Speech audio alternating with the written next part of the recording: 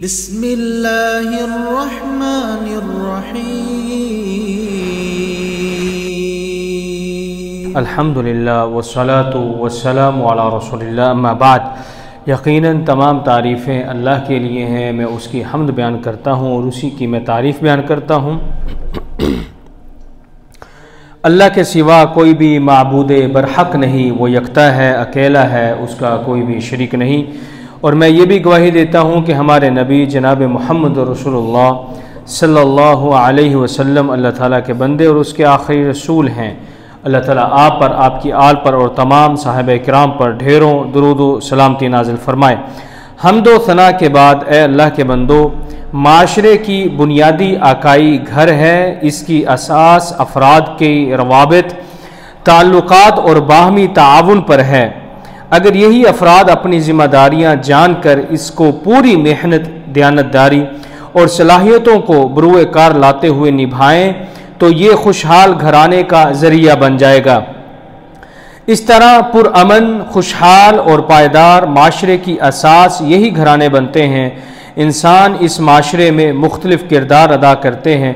یہ ایک مثالی باپ بن کر قوم کو نظریاتی، تعلیم و تربیت یافتہ مستقبل تیار کر کے دیتے ہیں۔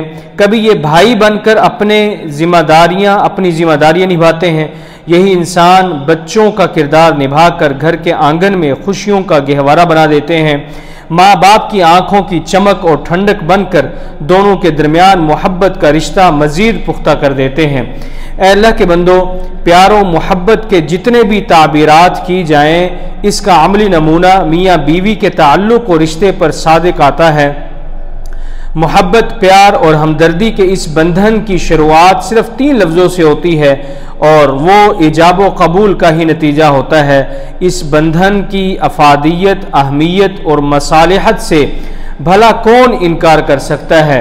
اس رشتے کے خوشگوار تعلقات سے معاشرے پر مثبت اثرات مرتب ہوتے ہیں، جبکہ محبت اور باہمی تعلقات میں کمزوری سے سماج کے لیے ناسور کا ذریعہ ہے۔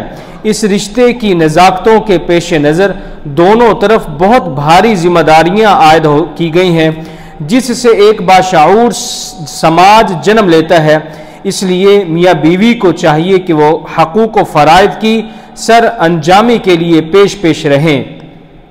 اس رشتے کا خاص مقصد یہ ہے کہ فریقین کو پاکیزگی کے ساتھ زندگی کی وہ مسرتیں اور راحتیں نصیب ہوں جو اس تعلق ہی سے حاصل ہو سکتی ہیں، اور آدمی آوارگی اور پراگندگی سے محفوظ رہ کر زندگی کے فرائض و وظائف ادا کر سکے، اور نسل انسانی کا وہ تسلسل بھی انسانی عظمت اور شرف کے ساتھ جاری رہے جو اس دنیا کے خالق کی مشیت ہے۔ اور ظاہر ہے کہ یہ مقصد بھی اسی صورت میں بہتر طریقے سے پورا کر سکتے ہیں جبکہ فریقین میں زیادہ سے زیادہ محبت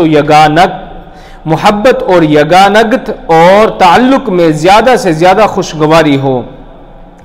اس کے متعلق حضرت صلی اللہ علیہ وسلم کی تعلیم و ہدایت کا خلاصہ یہ ہے کہ بیوی کو چاہیے کہ وہ اپنے شوہر کو اپنے لیے سب سے بالا تر سمجھے، اس کی وفادار اور فرما بردار رہے، اس کی خیر خواہی اور رضا جوئی میں کمی نہ کرے، اپنی دنیا اور آخرت کی بھلائی اس کی خوشی سے وابستہ سمجھے، اور شوہر کو چاہیے کہ وہ بیوی کو اللہ کی عطا کی ہوئی نعمت سمجھے، اس کی قدر اور اس سے محبت کرے، اگر اس سے غلطی ہو جائے تو چشم پوشی کرے، صبر و تحمل و دانش مندی سے اس کی اصلاح کی کوشش کرے، اپنی استطاعت کی حد تک اس کی ضروریات اچھی طرح سے پورا کرے، اس کی راحت و رسانی اور دل جوئی کی ہمیشہ کوشش کرے۔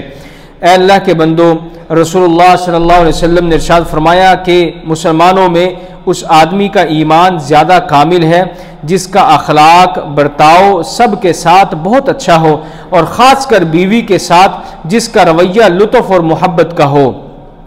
مزید ارشاد فرمایا، لوگوں، بیویوں کے ساتھ بہتر سلوک کے بارے میں میری وصیحت مانو، یعنی میں تم کو وصیت کرتا ہوں کہ اللہ کی ان بندیوں کے ساتھ اچھا سلوک کرو، نرمی اور مدارت کا برتاؤ رکھو۔ ان کی تخلیق پسلی سے ہوئی جو قدرتی طور پر ٹیڑھی رہتی ہے، اگر تم اس ٹیڑھی پسلی کو زبردستی بالکل سیدھا کرنے کی کوشش کرو گے تو وہ ٹوٹ جائے گی، اور اگر اسے یوں ہی اپنے حال پر چھوڑ دو گے اور درست کرنے کی کوشش نہ کرو گے تو پھر وہ ہمیشہ ویسی ہی ٹیڑھی رہے گی۔ اس لیے بیویوں کے ساتھ بہتر سلوک کرنے میں میری اس وصیت کو قبول کرو۔ مزید ایک اور مقام پر ارشاد فرمایا کہ کوئی ایمان والا شوہر اپنی مومنہ بیوی سے نفرت نہیں کرتا، یا یہ کہ اس کی نفرت نہیں، یا یہ کہ اسے اپنی مومنہ بیوی سے نفرت نہیں کرنی چاہیے۔ اگر اس کو کوئی عادت ناپسندیدہ لگے تو دوسری کوئی عادت اسے پسند ہوگی۔ اے اللہ کے بندو، عورت کا اسلامی معاشرے میں ایک بلند مقام ہے۔ اس صنف نازک کے بغیر خوشحال معاشرے کا وجود ناممکن بلکہ نامکمل ہے۔ یہ ماں بن کر بچوں کے لیے جنت، ان کا پہلا مدرسہ اور عملی مربی کا کردار نبھاتی ہے۔ بہن ہو یا بھائیوں کی روح اور روشنی بن جاتی ہے، بیٹی بن کر گھر کے لیے رحمت اور عزت بن جاتی ہے۔ معاشرے کا ہر فرد اگر اپنی ذمہ داریاں پہچان لے، دوسروں کے حقوق پوری ذمہ داری سے نبھائے تو یہ مثالی معاشرے کی تشکیل کے لیے مہر ثابت ہوگا۔ اے اللہ کے بندو، اللہ تعالیٰ نے اپنی محبت سمجھانے کے لیے ماں کی محبت کا تمثیل اختیار کیا ہے۔ ماں کی محبت رحمت و ہمدردی کا پیکر ہے۔ ان کا دل بچوں کے لیے موم کی طرح نرم ہوتا ہے جو بچے کی ہر خطا کو معاف کرنے کی جاذبیت رکھتی ہے۔ اس رحم کے ساتھ اللہ نے تربیت میں اعتدال کے لیے رحمیت والا دل یعنی والد کا قلب بھی عطا کیا۔ اس رحمان الرحیم کے حسین امتزاج سے بھرپور قلوب سے بچوں کی تربیت کے لیے بہترین احساس و ذمہ داری ہے تاکہ بچوں کے حقوق میں کوئی کوتاہی نہ کی جائے۔ یہ کل غیر مہذب بن کر معاشرے کے لیے ناسور نہ بن جائیں۔ والدین پر اللہ تعالیٰ نے بہت سی ذمہ داریاں رکھی ہیں۔ بچے کا بنیادی حق یہ ہے کہ اس کے کان اور عقل و ذی شعور کو توحید کے نور سے روشناس کرایا جائے اور اس کے کانوں کے اندر توحید کی لو کو جلا بخشا جائے۔ رسول اللہ صلی اللہ علیہ وسلم نے ارشاد فرمایا، اپنے بچوں کی زبان سے سب سے پہلا کلمہ طیب کہلواؤ اور موت کے وقت اسے اسی کلمے کی تلقین کرو۔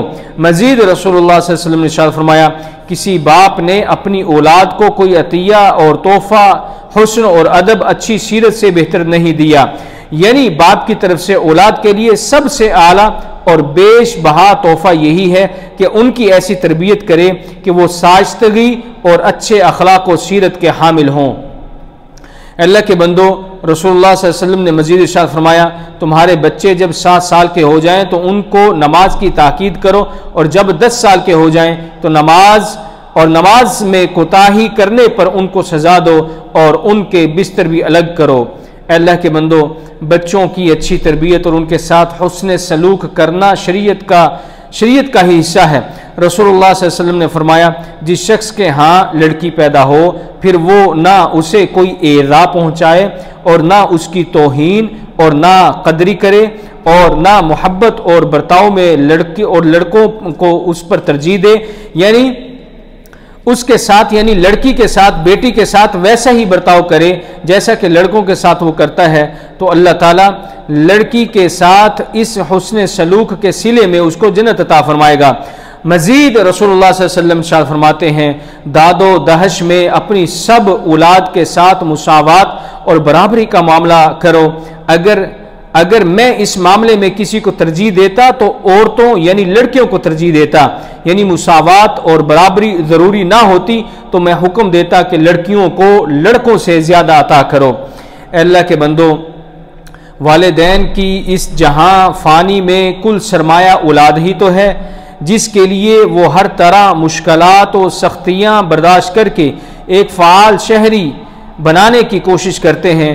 ان کو ایک وسیع سوچ، اعلیٰ مقاصد اور بہترین نصب العین دے کر اس کے حصول کے لیے متحرک کر دیتے ہیں تاکہ وہ قوم و ملت کے لیے عظیم سرمایہ بن جائیں۔ اللہ مجھے اور آپ سب کو کتاب و سنت کی برکتوں سے فائدہ حاصل کرنے کی توفیق عطا فرمائے، اور قرآن مجید کی آیات اور اس کی نصیحت اور حکمتوں کے ذریعے ہم سب کو نفع پہنچائے۔ سبحان ربک رب العزت عما یصفون وسلام علی المرسلین والحمد للہ رب العالمین۔